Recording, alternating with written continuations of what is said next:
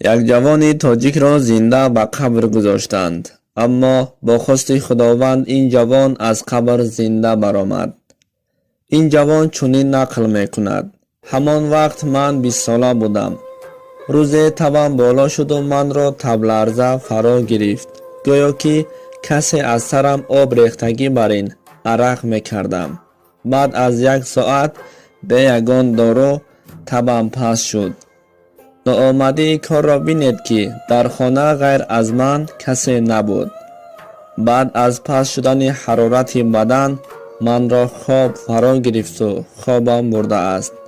худам намедонам чӣ қадар хоб кардам, аммо аз ҷоям хестам, дарди баданро ҳис кардам, гӯё ки дарди баданҳоям ба ман оромӣ намедод.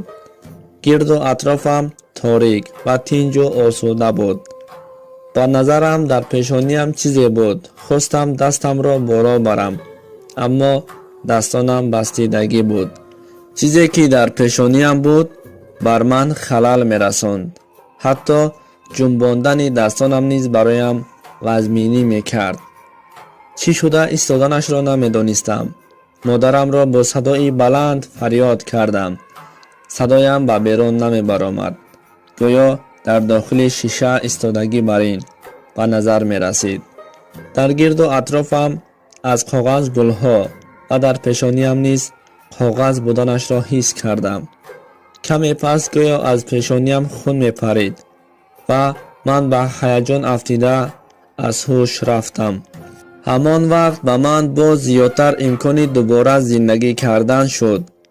агар ман аз ҳуш намерафтам, шояд аз тарсу ваҳми зиёд ин дунёи равшанро бароям торик мекардаму ва тарки дунё мекардам. вақте ба ҳуш омадам, дидам ки дар дохили кафан ҳастаму дар атрофам садоҳое ба гӯшам мерасид. ва дертар ба ман чӣ шуданашро фаҳмидам. ман аз ҳуш рафта будам то 3 рӯз. инро дар медитсина хоби летаргит мегуфтанд. хулас манро шуста кафанпеш карданд. бо сабаби падарам дар хориҷа буданаш манро дар қабр нагузошта интизори падарам шудаанд.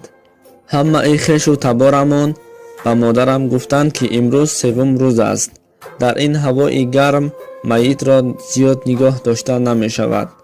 падараш то имрӯз расида меомад. акнун ӯ дер кард. ва бо чунин суханҳо модарамро розӣ карданд. бо гуфти табибони деҳаамон ман бо сабаби сахт шамол хӯрдани майнаи сар вафот кардам. маро ба қабр гузоштанд ва касоне ки дар ҳавлии мо буд, падарам расида омаду гуфт: писари ман зинда аст. шумо писарамро зинда гӯрондед.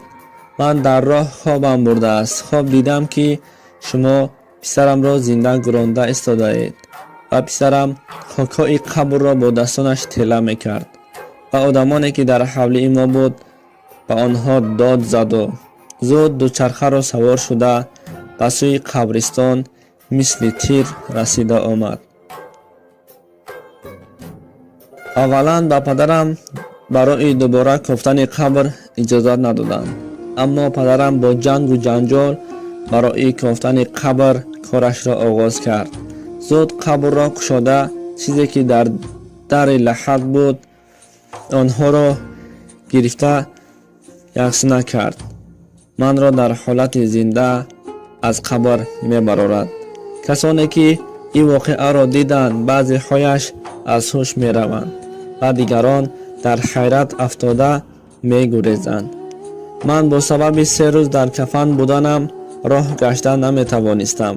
падарам бо ҷомаи худаш манро пӯшонда бо мошини ҳамсояамон манро ба хона бурд. дар хоби падарам худованд аён намекард ё ин ки каме дер мекард. ба ман чӣ мешуд? агар ин воқеаро ба ёд орам, манро табларза фаро мегирад, гуфтааст муаллиф.